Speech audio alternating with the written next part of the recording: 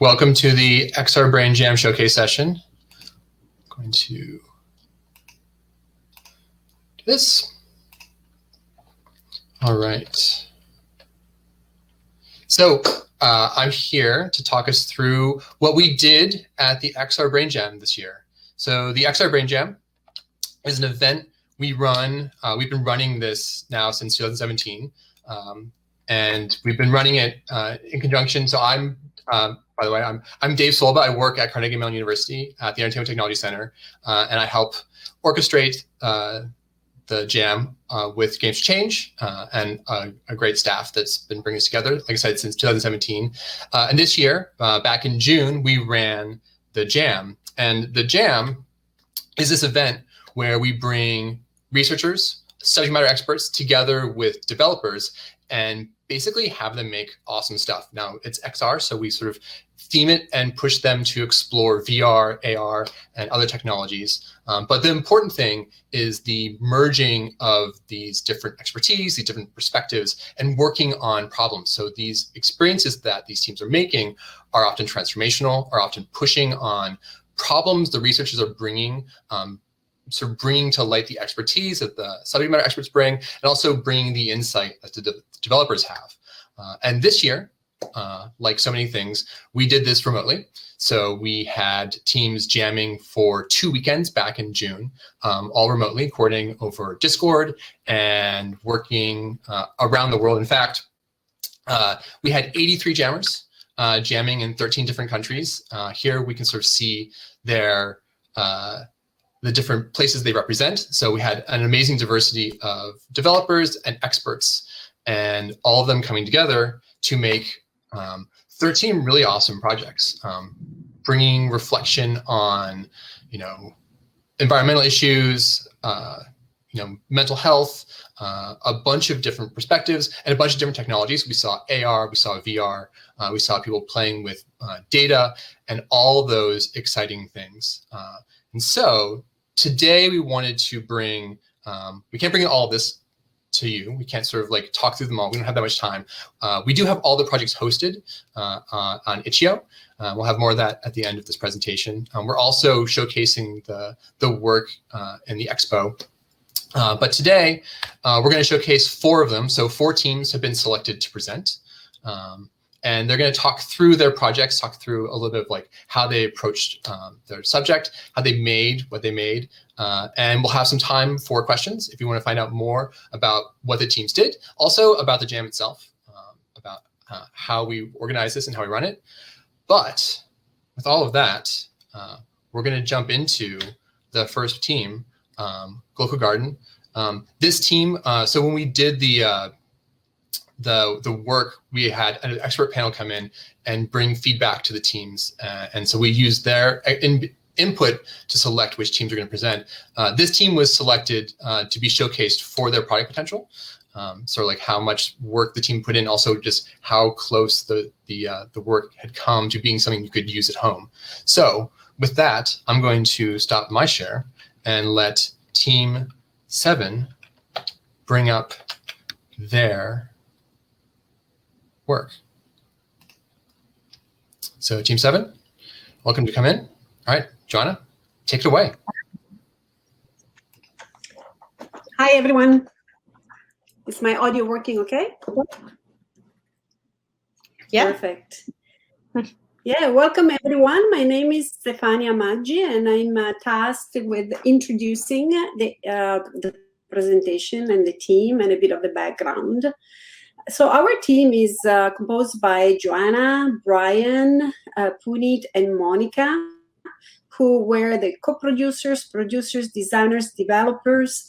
And then there is Sebastiano and myself, which we function more like subject matter experts. So the problem that we decided to tackle is the climate change crisis.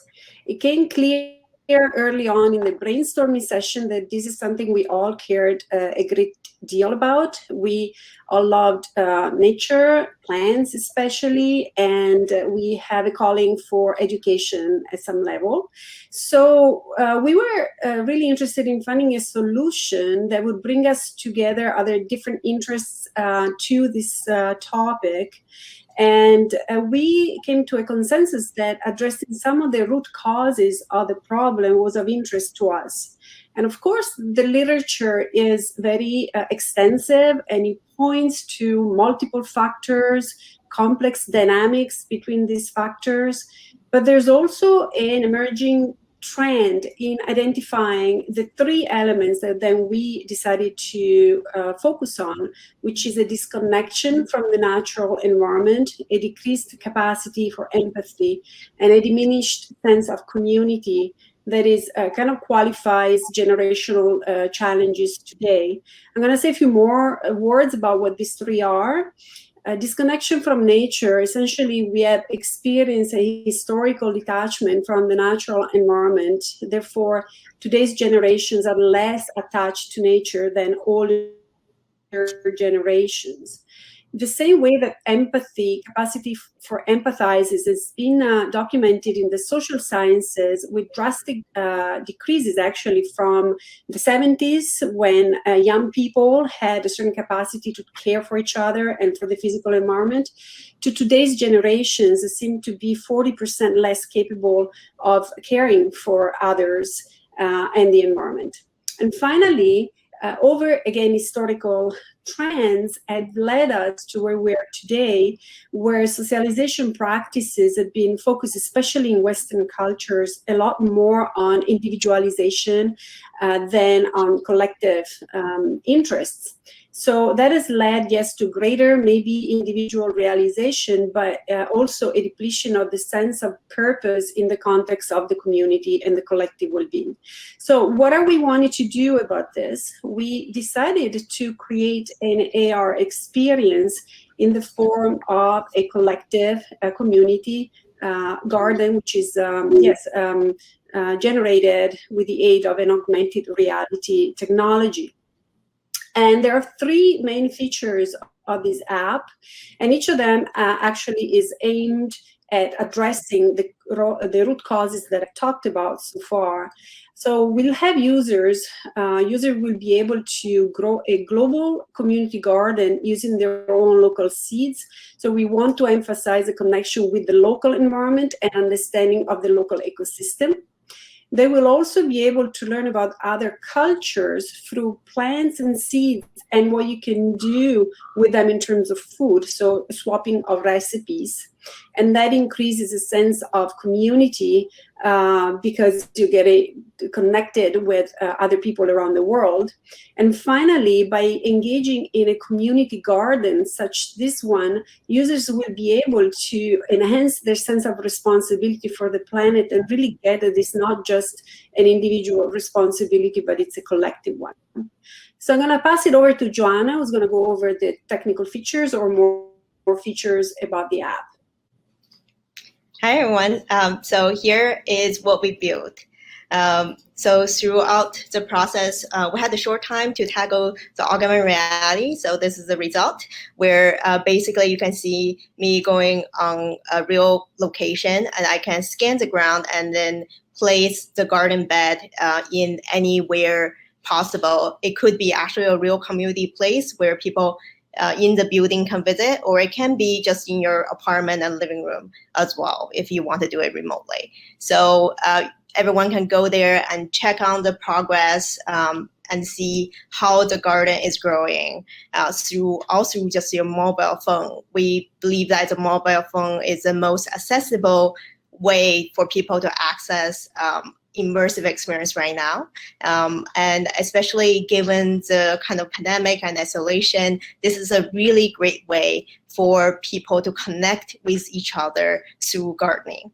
And here you can see that you can plant any plants here, and then you can watch them grow. And you would right now it's kind of we're just like in this demo you can click for your tap for your garden to grow, but in the future, we're hoping to do a time-based growth as well. So when the harvest is ready, you can also harvest them and then collect the plants you have built. If you don't take care of some plants, they can overgrow if you are not careful. So it also teaches people some knowledges. You can collaborate with others in this, which you can see here is different team members from our team actually growing a garden in their own space, all actually from different parts of the world, which is really what the idea is about. And you can learn together. We're hoping this as a kind of central knowledge hub for people and to unlock recipes when you collect certain amount of plants, so that people can also go out and search for seeds and really building that community aspect we talked about. Some future development here, we really want to support players to achieve this kind of concept of sustainability. So we're hoping to add weather simulations and growth simulations, and also maybe local weather and local climate changes into the app, so people can respond to those different environments as well. We really value the community aspect. We want people to actually build the community in this app. We do not fancy that this whole app is going to solve everyone's problem and going to really want to plant a real garden. We still want to push people to actually go out and interact with nature. So this is kind of the start for people to starting to understand what community garden really means and how to take care of plants and really connect with nature. So some kind of persistent change, we're hoping for the future steps, we're hoping for persistent AR garden objects so that things can appear at the same location, kind of like Pokemon Go. You can go to different locations and harvest, and also you can fund and you can build a community that way. We're also hoping to have a more detailed growing, harvesting, composting, and sustainability mechanics overall. We're hoping, like I said, weather and climate simulations, also multiplayer sharing and trading with others is going to be an essential part of this future prototype. We really want to research into evaluation of the impact on players as well for desired outcomes, so we know what players has really learned throughout the process. So here are our references. Hope you enjoyed our presentation. Feel free to ask us any questions. And if you want to check out our prototype, you can go to our itch.io page, and then you will be able to download it and play it on your phone. Right now, it's only available on Android right now for our prototype.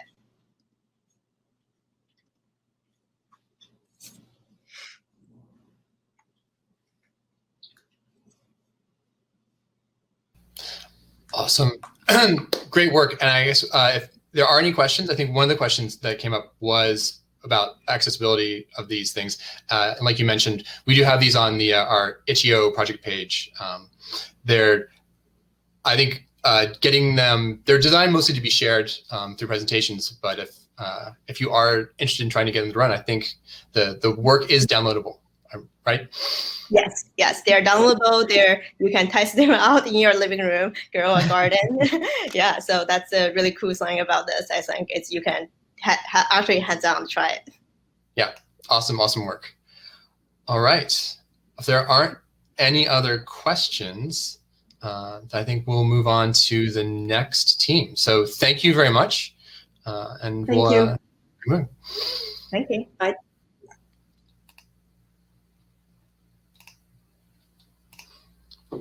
All right.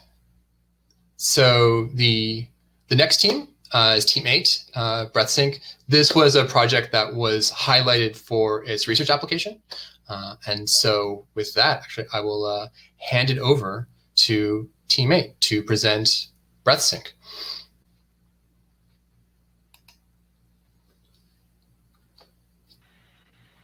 Hi. Hopefully you can hear me. So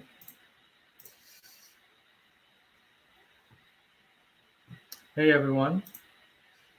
So this is our project. It's called Breathsync. It's a seated VR experience that uses biofeedback to teach and visualize breathing techniques. Our team was called the Sunchasers because we were from all around the world, and the sun kind of never set in our team. That was the idea.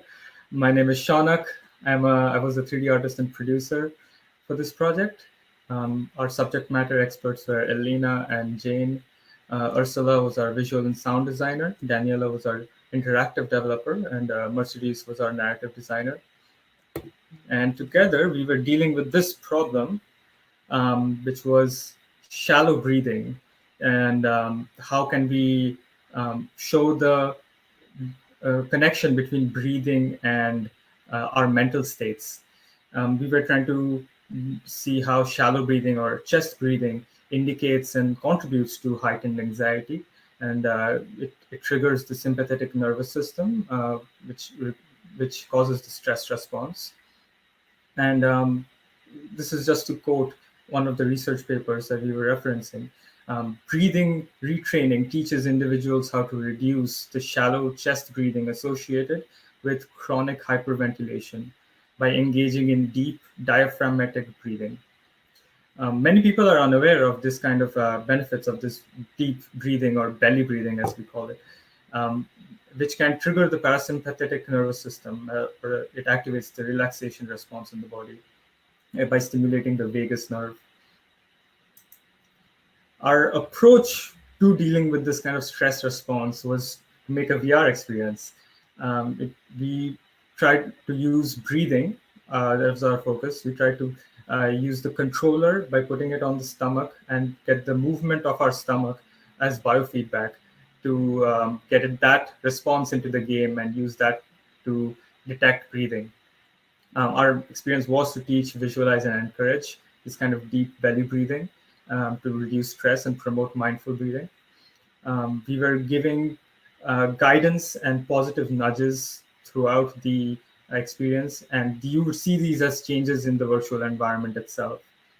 Players would check in and check out before and after the experience, and by check in and check out, I mean it's kind of you kind of choose what your mental state is, and you have a particular set of options.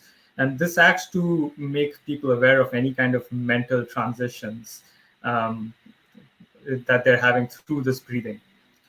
Players can also choose what the virtual environment they want to be in, say forests, mountains, sky, sea. So we did want to have a sort of, agency there where you can choose your visualization, but the practice would essentially be the same. And as I said, you would place the controller on your stomach, and that would detect the movement of the controller, thereby determining the depth and frequency of your breathing. Show a small prototype of this. This is our developer testing this intensity, and the sphere kind of indicates the expansion and contraction of our breathing. The structure of our experience is sort of like this. So when you open the app, you kind of get onboarded to it, and you show the tutorial on how to use it. You're greeted with this opening questionnaire that asks you, what are you feeling right now? What is your mood? And then you enter into this environment. You choose your environment. For this jam, we've only built one environment, but for the future, there would be many environments as we imagine it. In this environment, there are two orbs, as you can see in this right screenshot.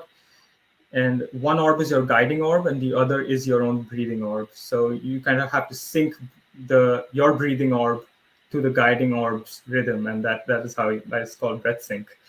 And this syncing results in some kind of change in the environment, whether that's like a flower emerging out of the water or other kinds of indicators that you'll find out if you play it.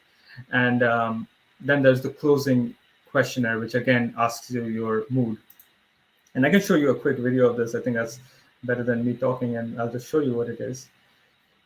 So you can see that you start, you get a welcome screen that tells you, and the orbs over here are indicators of your mental state. So you get to choose which one you're feeling right now. So we wanted the survey system to be interactive as well. We were also playing around with the idea of grabbing one of these and throwing it.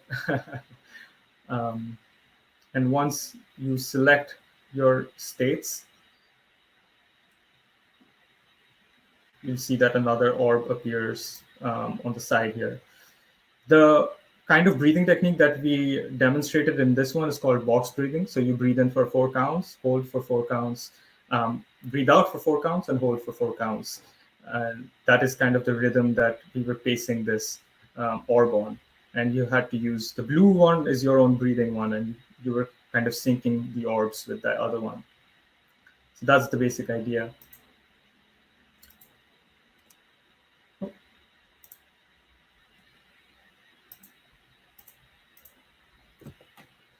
The implications for the future is what we want this experience to be is we want more customization. We want more environments, have more breathing techniques maybe, and to address different stress levels and different player states. We want to ensure that this is accessible to a wider population. So disabilities, age groups, left-handed, right-handed, non-English speakers, make it as accessible as possible. And to connect other biofeedback. So maybe heart rates or using a different kind of sensor to detect breathing would be more appropriate and more nuanced. And we would like to collaborate with clinical psychiatric settings, maybe supervised sessions to see how this does in that kind of therapy setting. And these were the references that we used. We did reference our subject matter expert, Jane Koch, her research paper on how to change behavior using games. So that was a very essential part. And yeah, that's it for their experience. Can answer any questions if there are. Yeah, we have a little bit of time for questions if there are any. But just awesome work. I especially love seeing how you guys sort of took some of the research and the expertise and mixed it with what you can do in VR. And it's just like this sort of like the whole goal of this jam is to see those kind of things. And it's awesome to see it come to life. Right. I see a question in the chat was Misha asks if we used any kind of a belt to monitor chest movement. No, actually we used the controller itself by placing it on the stomach. So you did have to hold the controller. So yes, if we had some kind of belt or something, this was a remote jam, so we were working with what we could get. But other sensors like that would definitely be helpful in the future. Well, and I think this other question about possible future work, it's an interesting question. I guess to you and the team, like, have you guys talked about like continuing some of this? Yes, we did talk about it, but there's no set timeline or kind of process on that. Maybe there would be some deeper conversation on where we want to go with this, but I don't think we have spoken about that yet. Yeah, it's one of the goals of the jam was to sort of get a community going. We also realize it's a jam and it's like people coming together sort of in the moment. But it has been exciting to sort of see some of the conversations happening. Mm-hmm. We did gather lots of resources from other team members. One of them you'll see presenting right after us, actually, working on similar breathing stuff. So yeah, it was a great way to meet all this community of researchers and developers.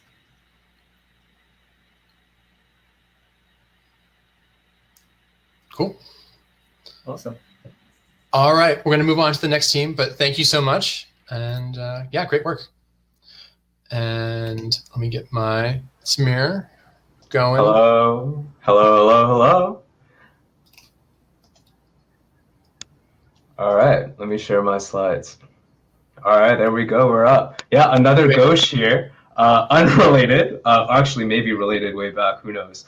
And another breathing app, but I see a wide range of developers, industry people, and subject matter experts from all sorts of places. So I think in a lot of ways I want to use this presentation to touch upon some of the meta elements, some of the other aspects of development, and maybe some of the technical contributions that we kind of came up with as we were working through building this app. So we built an app called Breath Garden. And it kind of spawned during our hackathon. Our prototypes generated two pieces. One was a WebXR standalone, where you can breathe along to the changing flow of a river. If you hit that, it'll load on any headset that has a browser. It'll load on your phone. It'll load in 3D in Chrome, Firefox, Safari as of late. And also a biofeedback version that interacts with EEG headsets. These are headsets that can measure electrical activity of the brain. HEG headsets that can measure the cerebral blood flow of the brain, and many different types of biofeedback or devices that measure your physiology.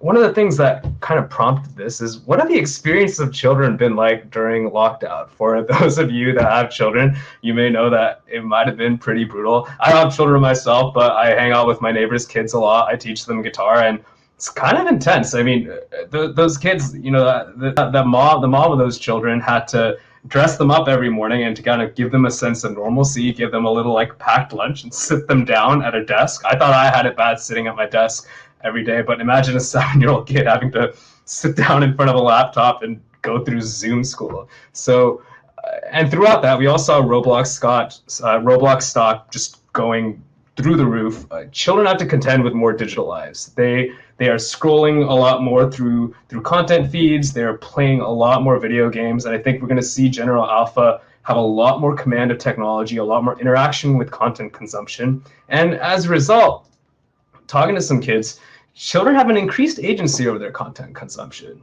They're kind of understanding what's good for them and what's bad for them. A long time ago, I studied some neuroscience, and there was this professor whose research was taste. And these toddlers, if you put them in front of a bunch of food, they'll naturally gravitate towards the types of food that their body needs. So it's kind of an interesting thing, an interesting idea that children can have an innate instinct of, this is good content for me, this will help, and this won't. And on that note, our approach is, as children are getting awareness of mental health and mental health exercises, is to create a biofeedback WebXR game where the player will build a relaxing environment by breathing. So the idea was, as you play a breathing game, you can slowly, incrementally increase the complexity of your environment, and that could be a game. We were playing around with game mechanics like earning currency to add plants or different types of breathing exercises, and these are things that we would have in the future development iterations. I'll tell you how we're going to tackle this. So for me, I used to teach some yoga. I practice breathing exercises. Our subject matter experts in our team have put together tons of research on the impact you saw in the previous presentation. Breathing exercises can be super potent. For me, as a swimmer, as a runner, as a climber, doing breathing exercises have helped me improve my athletic ability as well. So, but the interesting thing is distributing this on the WebXR, on a WebXR platform. So there's a web protocol that allows you to build a 3D environment in HTML, CSS, and JavaScript. That means you don't need to go through the Oculus store. You don't need to go through the Unreal store in order to distribute your VR environment. You can pack your entire thing. You can build it from Unity, Unreal. We built ours in pure JavaScript, but you can build a 3D app in a website and distribute it. So that way, if you want to completely manage your own updates, if you want to distribute a practice free from commercialization, and have a lot more control over the production of your platform, you can do that. So that was one idea and one kind of design decision we had in order to try to do this. The other thing was we wanted to connect this to a variety of different devices. So there's a platform that a couple of the people on the team have been working on. It's called Brains at Play. So go check this out, brainsthatplay.com. And their idea is to make a neurotechnology framework. So any sort of head device that can measure activity, these brain-computer interfaces, think Neuralink, but a lot more amateur, you can connect them.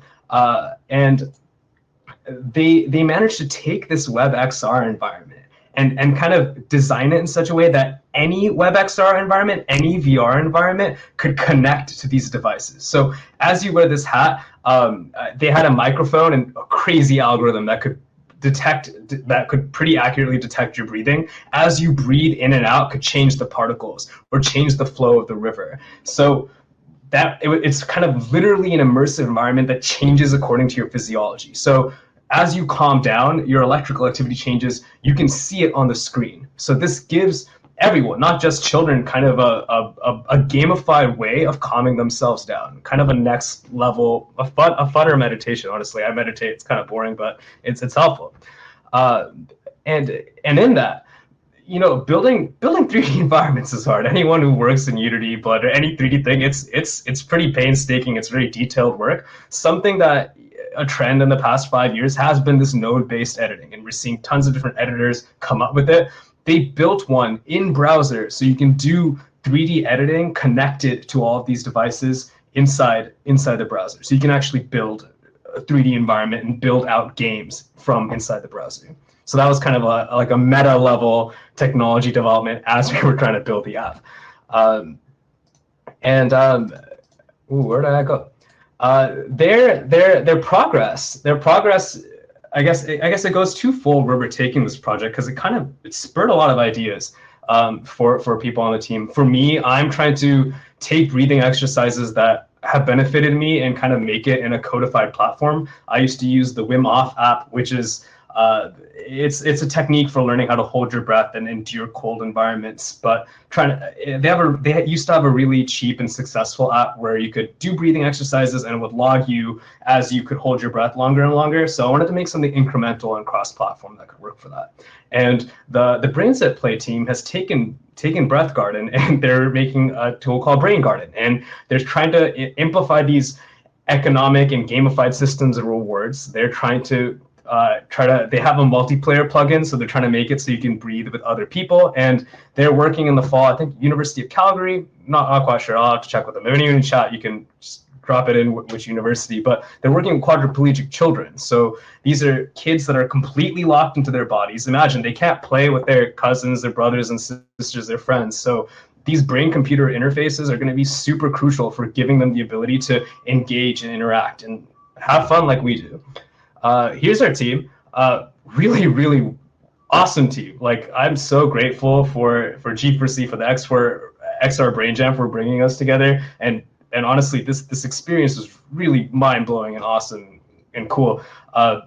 We've had game producers, different types of programmers, just subject matter experts, designers. It's been awesome. So yeah, like, here's our social media. Go ahead and follow us. I put my art on Insta. Oh, one interesting thing was during the development of this app, I streamed it on Twitch, and this is the first time I've done like code streaming on Twitch. That was super engaging to have like people come in, ask questions. It's engaging. I recommend for all of you that are developing to start streaming your development on Twitch, because there's a huge community out there. It's hard to get started, and it was a little bit rough starting out, but it's definitely worth it. So if you have that platform, like, follow me. I have big GPU. And yeah, do any of you all have questions? Well, I'll drop the link to the slide so you can get all of those links.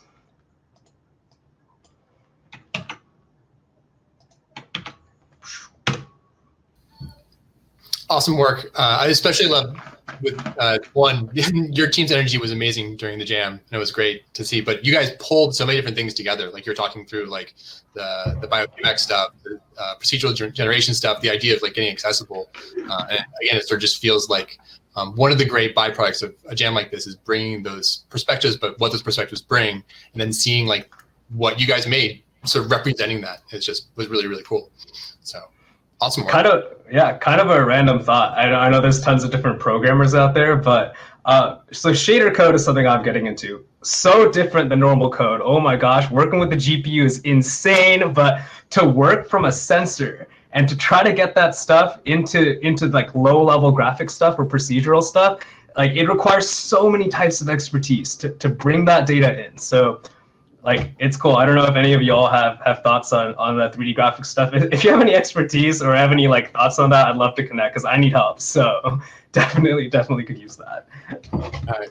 No, it seems like there's some responses, and it seems like there's also some connections to the jam that might be beneficial.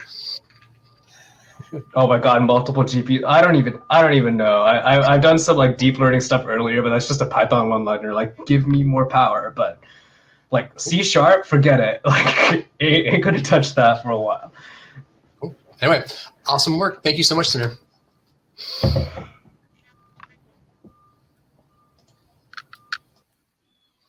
All right, and last but not least,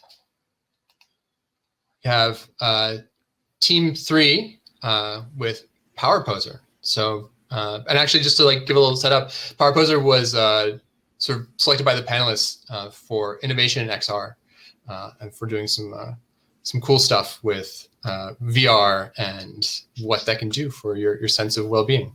So Veronica, go ahead and take it away. Thank you so much. I appreciate the intro. Let me get my screen up. All right. Yes, so we are Team 3 Neuromancers, and we're presenting Power Poser VR. And our team, the Neuromancers, have been doing the XR Brain Jam for a long time. It was my first year working with them as the researcher subject area expert, but we had a blast. We took one of their old team photos and photoshopped our new team members in. So here we are, Team 3, the Neuromancers. So recent data suggests that about 13% of teens in the United States have had at least one major depressive episode. And although we aren't naive enough to think we can tackle such a huge problem in the space of a weekend, we had the idea that if we could make a short, little positive experience that could bring some positivity and good vibes to teens, that we would be on the right track. And we were interested in whether or not a short VR experience could do just this sort of thing. So my research is all about how we feel in our bodies and the shape that our body is in through our posture and our position in space. And the research suggests that the shape we hold our bodies in has a really powerful and positive effect on our minds. And so you can see even Charlie Brown agrees with this, that standing in a way that looks depressed can actually make you feel more depressed.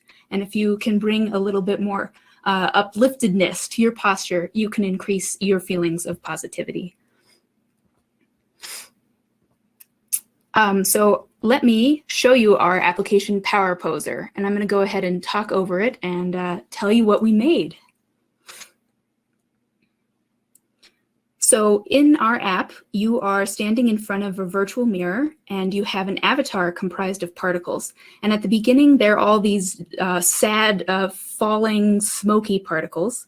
And then you're prompted to hold these poses that research have shown increase your feelings of positivity and power. And so as you hold these poses, not only are you getting haptic feedback from the controllers, but you're also getting an increase in the music, and your particles are changing. They start changing color. They start to rise, and everything just gets more and more excited. And we were lucky enough to have one member of our team have something called the Tesla suit, which is a haptic feedback suit. And so although I didn't get to try it, our app is designed to work with the Tesla suit such that when you're in this smoky version where your avatar is in the depressed version, you're feeling a light, cold rain all over your body. But as you take these powerful poses, the suit heats you up and helps contribute to that feeling of power that you're getting from holding these very powerful poses. And one thing all of these poses have in common is that they're expansive, they're large, they're big poses. So if you think of the animal kingdom and like a gorilla doing a dominance, a power display, they're going to have a big body. And so this is thought to be the evolutionary background behind why these sorts of expansive poses help humans feel better. And another thing to think about, the classic idea of the man spread on the subway where a dude is taking up all the space with all their limbs splayed out. That's a power display. And we, working remotely, working digitally, we're so constricted these days.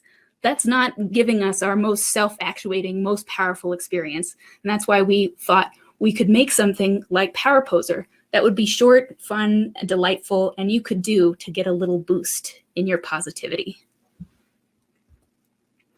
So the poses that we incorporated in Power Poser are these ones. Not all of them are the typical ones used in the research. Frequently, the research has people hold a single pose for 2 minutes, but we thought that might not be as fun as going through a lot of different poses. So we came up with all these poses that have expansive, wide shoulders, big body positioning. So this manipulation, paraposing, it's really simple and it's really effective.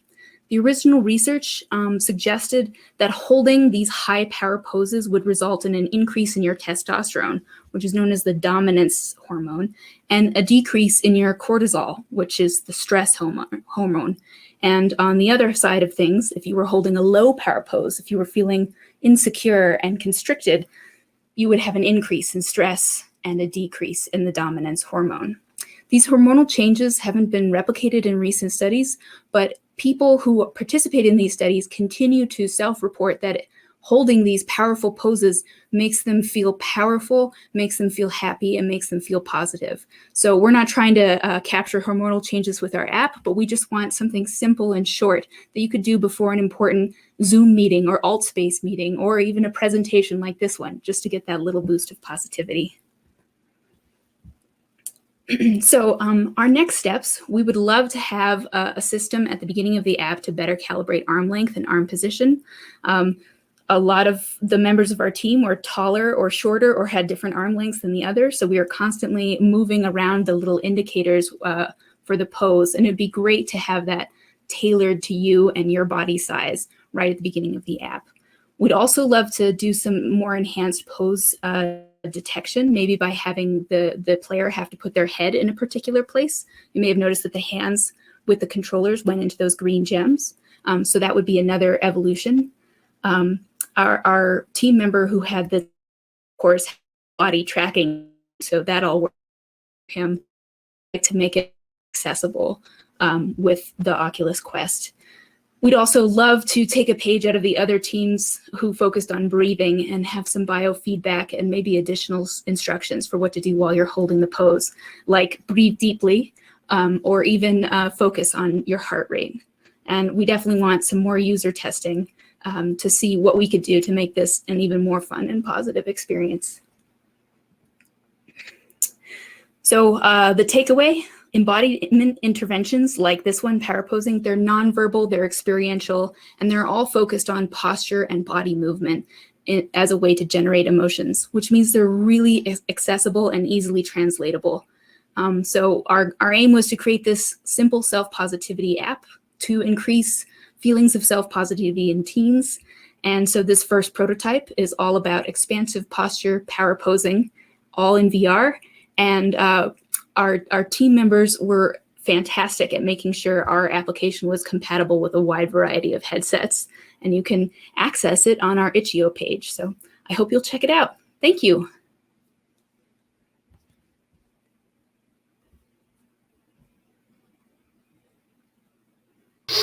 Awesome work.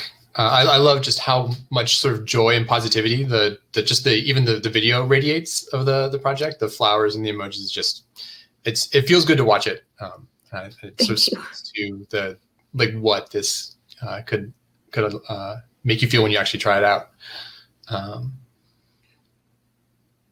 Yeah. So I guess, are there any questions from the audience? Happy to sort of take them right now. And I'm kind of curious, your team, have you guys discussed, extending the work or continuing some things as a group?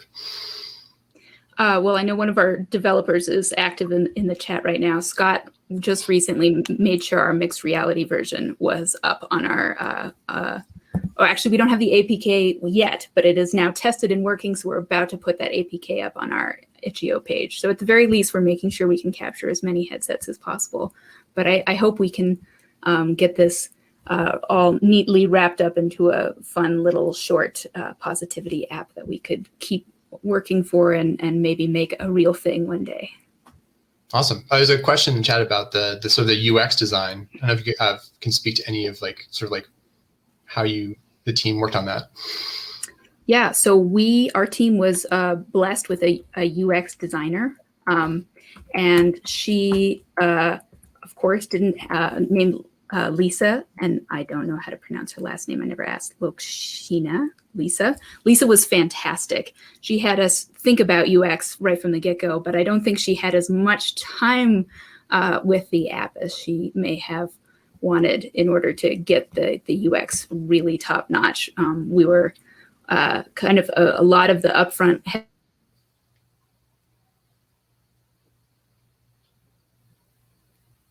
look like was in the shape that your body was taking. So a lot of my research is focused on feelings of embodiment or disembodiment. What kinds of things in VR make you feel like, yes, that is me, versus no, you didn't quite get it. So that was a big concern of ours, and maybe we didn't have enough time to polish the UX as much as we would like. But the visuals, like I said, really do tell the story really well. So, like I said, awesome. Really we were really inspired by Lisa Frank. We thought that was about the most joyful teenage rainbow happiness thing we could put together. Great work. Thank you so much. All right. With that, let me get the stuff. But that's the 4 projects we wanted to share. So again, a huge thanks to all the teams that worked in the Jam and the work they did and the teams that presented. One of the things that just sort of watching them present sort of highlights is a lot of just the positivity and like the support that the teams brought to this experience. And it was really great as one of the organizers to see people come together remotely around the world and connect in these ways. And so if you do want to see more of these projects, these are the links. So this is our itch.io page. I can actually switch over to it. It's got the projects, and there's some videos, some screenshots, but also you can download and try them out. Now they're Jam projects, so they're designed to sort of experiment and try things, not necessarily to be a robust product that is bug-free. But we're excited to see these be shared here. And we also, if you're interested in the Jam, like I said, we've been running this every year except for last year. Since 2017, and our plans are to do it again next year. And with that, our website, xrbrainjam.org, you can sign up to be notified of future Brain Jams. So if you are interested in what we're doing here and learning more, this is a great resource to go to. And with that, we do have a little bit of time. So if there are questions about the Jam, or if there are questions about the teams, happy to answer them and give you some more information. But other than that, thank you so much for coming and listening to our recap of the XR Brain Jam from 2021.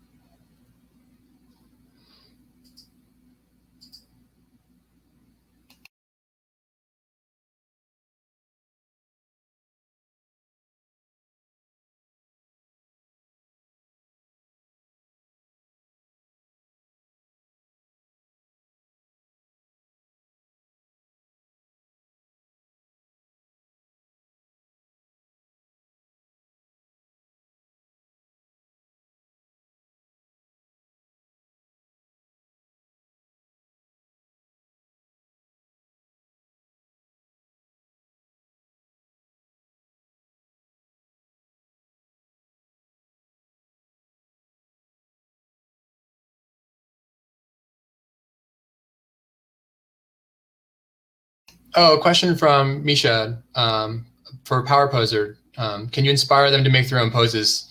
How do you help people overcome self-consciousness and embarrassment? So I guess, yeah, question for if the team would like to answer, I'm happy to. I was just typing reply. We thought a lot about that. We were really worried about what we were making would be embarrassing for teens who are pretty hypersensitive to self-consciousness experiences.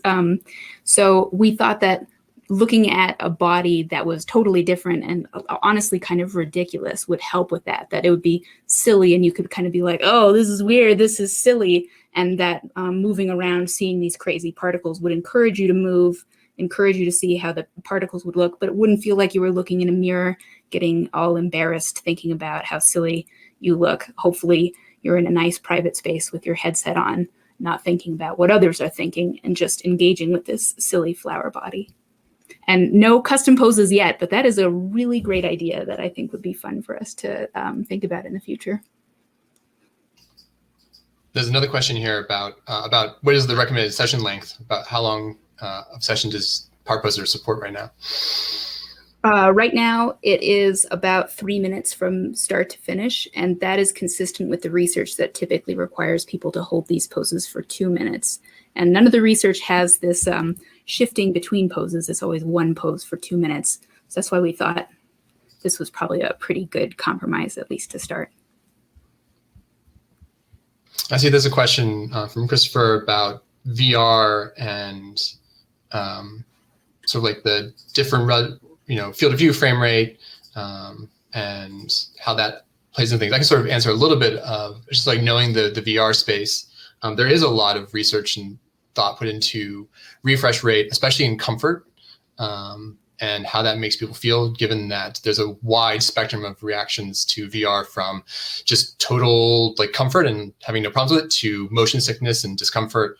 And I think it's one of the challenges of using things like AR and VR.